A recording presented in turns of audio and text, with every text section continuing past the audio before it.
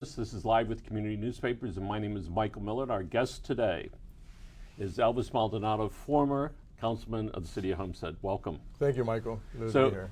So how long were you on the city council? Well, I was first elected in 2009, and so the last 10 years I've been on the city council. My first run was in 07. I kind of threw my head into the ring to kind of get involved, and that was more of my community kind of bidding me to get involved, and so that was my first one. So what were you doing before that in the back of your head you said, maybe I want to do that? What was some of the impetus that caused you to say to yourself and to others, hey, I'm going to try to do that? Right. So it's funny because I get asked that a lot, and I've always told people that I've always been involved. I've been involved in my community for over 28 years. From when I was 18 years old, I was an advocate through my church and working with the community, and then I was an outreach counselor for an alternative education school doing preventative work for some of the kids, migrant kids in Homestead, and that was in my early years. You're talking about starting from 18 years old, and just throughout my earlier years, I was always involved with whether it was a nonprofit organization and helping out, or being involved in the community. I got involved and became the HOA president. I became the CDD chair.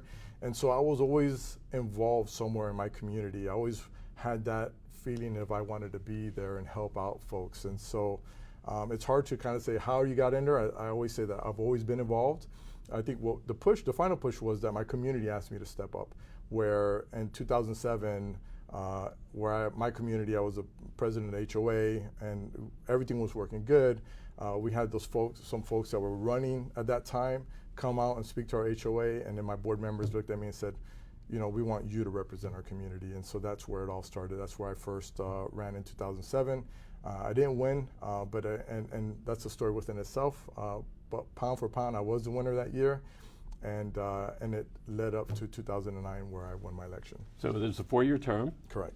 And then you were 2 years into your second term, and then you decided to make some changes. Well, actually, so I'm in my third term, right? So we have a total of 12 years that we could run, and so in my final term, having 2 years left, again, my community asked me to step up.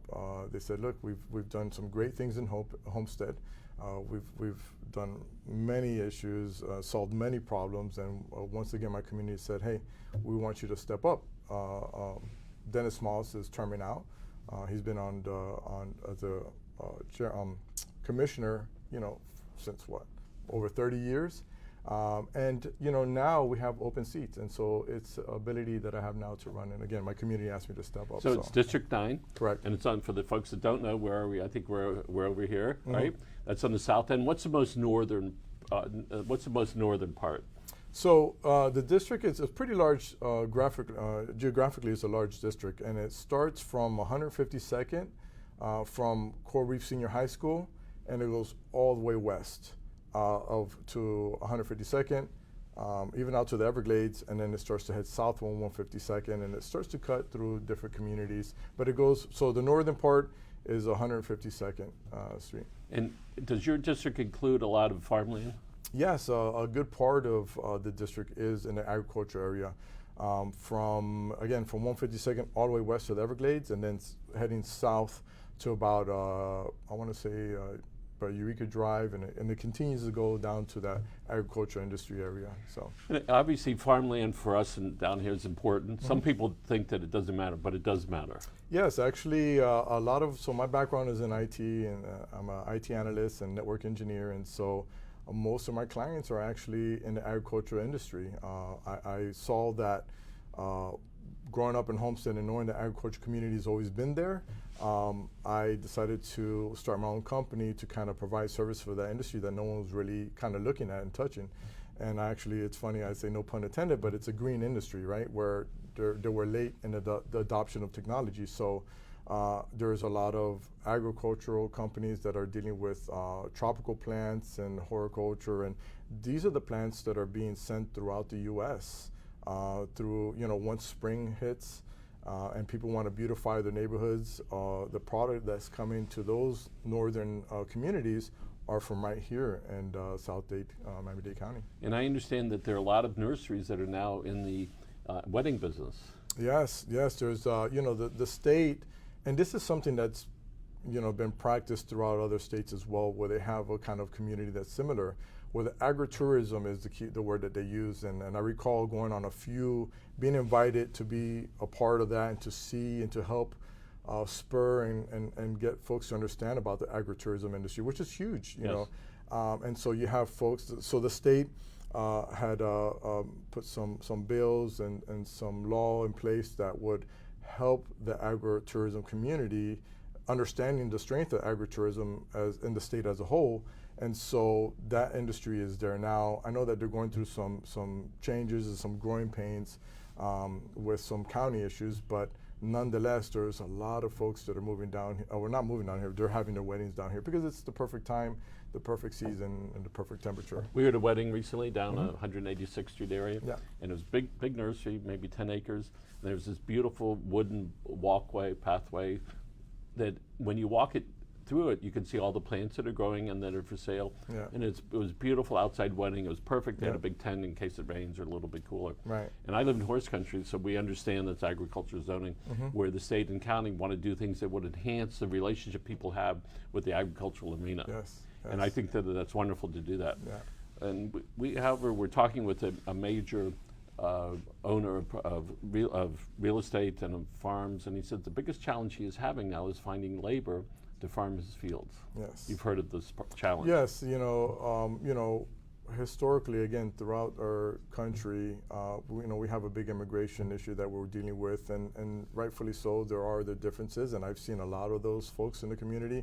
Again, growing up in Homestead, there was a large migrant community that was always there, and that was separate of those that are not supposed to be here, as opposed to what they say.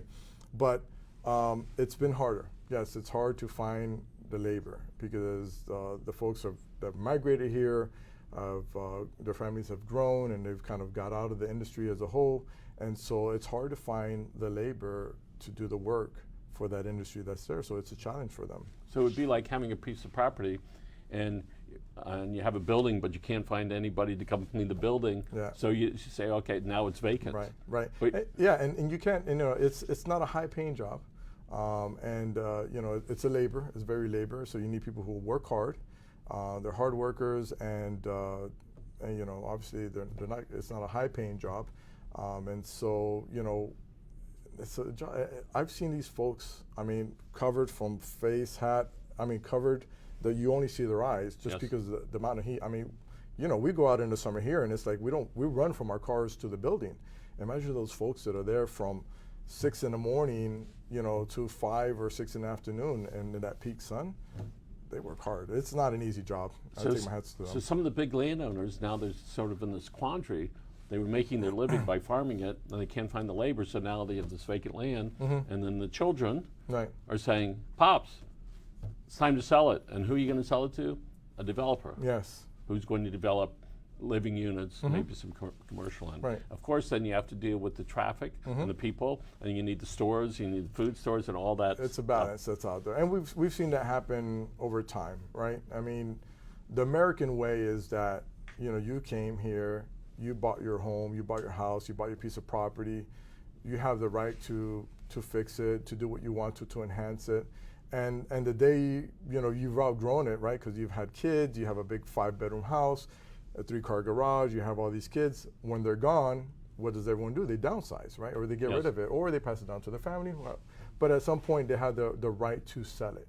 And so the American dream and American right is to be able to buy property, use it for their gain, and at some point, everyone knows they want to sell it. So they do have the American right, the American dream to sell their property. And let's just be honest, everyone's going to want to get the most out of it. Now, the developers, of course, want to purchase the land. There is an issue with housing here. We don't have affordable housing. There's workforce housing. There's a demand for housing. And so because demand is there, the developers are looking for the space to develop homes. And so it's striking a balance is difficult. And obviously, being that South Dade has been an agricultural community, it's been open and there's a lot of space, then ideally for them, it's where they'd want to develop. So as you know, there's been a transportation and traffic issue. And recently the people of West Kendall who've been suffering from loads of traffic are essentially going to get stiffed one more time with the Kendall Parkway not going to happen. Right. It looks like there isn't any real public transportation on that end. And on the south end, meaning from South Miami down south, Palmetto Bay, Pinecrest, Cutler Bay, Homestead, Florida City, there used to be a lot of unity. Excuse me. That went away. It sort of broke up. But I understand that the county manager, county mayor, got together with the mayors there and said, we need to work together. And thank goodness that something is being done, because each of the cities represents their constituents, and that one wants to get, people want to get the traffic out of their city so people can go to work, because everybody works in North End. And then the people, the residents in between don't want the traffic going through, they want it going on US 1. And Old Cutler, which I don't know how it can stand anymore. So congratulations to the mayor for the county and the rest of the group, and hopefully that'll be able to improve some traffic. As far as public transportation, that's part of it would be near your district. Yeah, definitely. So how do you learn about what to do? So, I mean, yes. So we know that the busway has been there for years. We know that there was the half-cent penny tax was in place to fund the Metro Rail down. We know that obviously it's not there and it's needed. You know, public transportation is the core of any community that's going to grow and expand.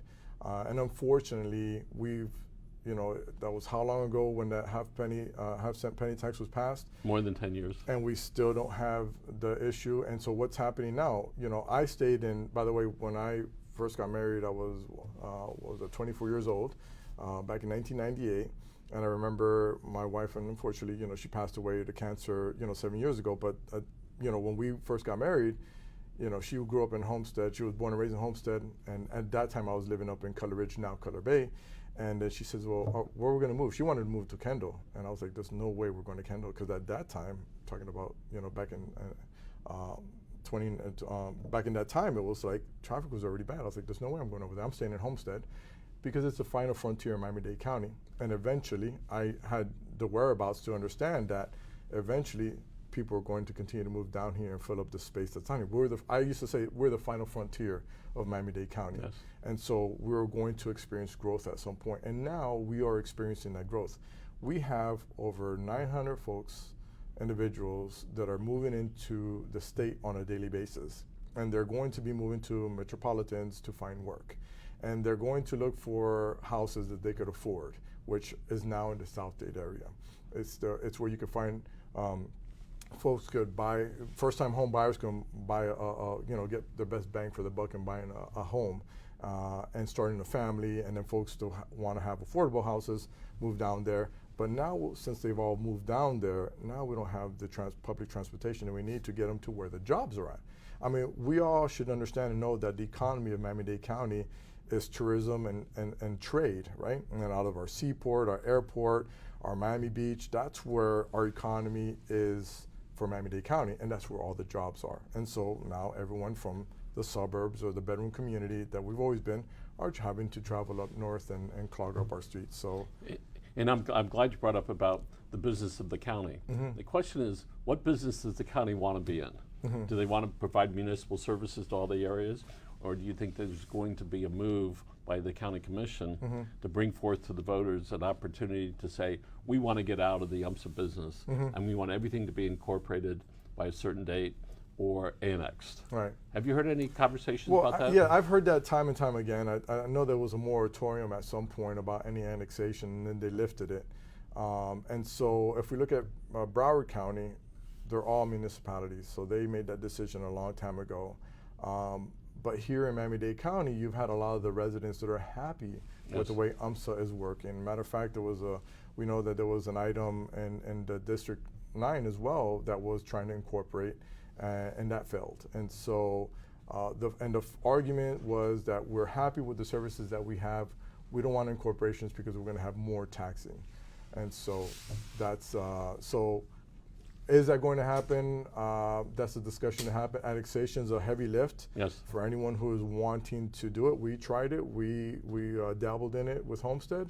We had a group from one side says don't come in our area, which was the Redland community, and then we had other areas that, you know, if we took it on, it was going to be a big impact for the community. Well, I suspect there will be a push by the county to spread the word out. We want to get out of a certain type of business. Right. So I suspect it's going to come up.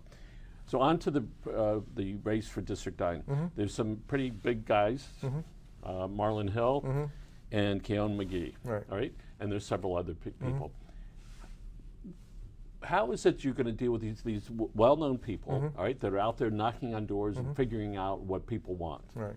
What's part of your strategy? So, you know, my strategy is really just to tell my story of my commitment to the community and all the successes that I had, pointing at the last 10 years. If we look at Homestead, we've been able to tackle the issues that are the issues throughout the county as well.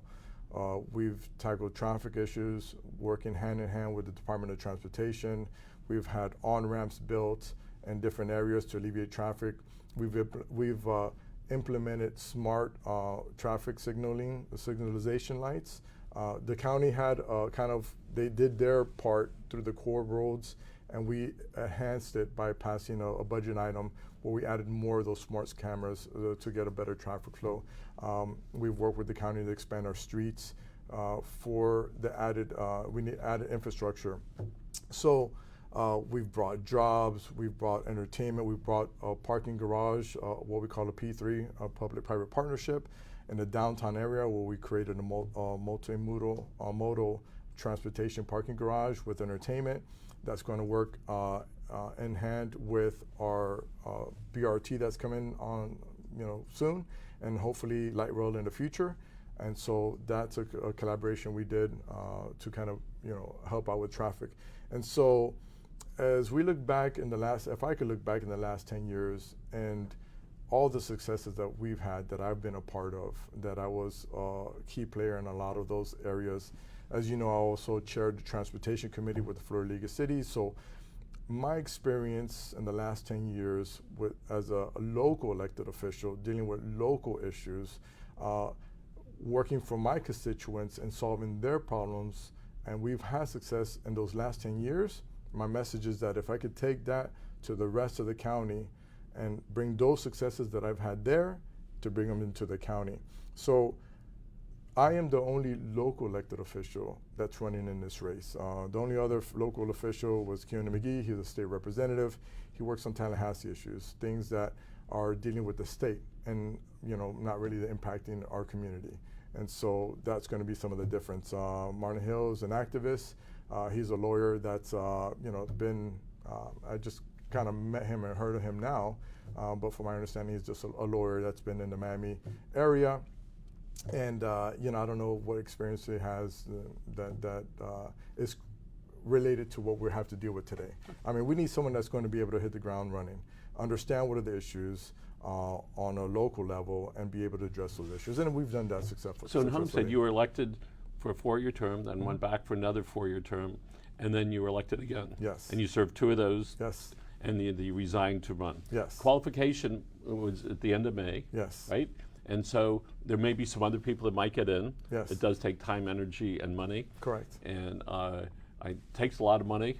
Yes. And a lot of time. Yes. And a lot of guts. So my hat's off to you for running again. You. And it's been a real pleasure talking with you, and we wish you the best of luck. Thank you. I appreciate everything. Thank you. Thank you. And folks, remember, you can voting for the county commissions in August. Correct. With the final. Oh, there we are, right over there, being in the first week of November. And if you want to sign up for our newsletter, go to communitynewspapers.com, and you'll get some of our newsletters, and I hope that you enjoy it. And make sure you go out and vote and support the candidate of your choice. And folks, we're going to call it a day. Goodbye.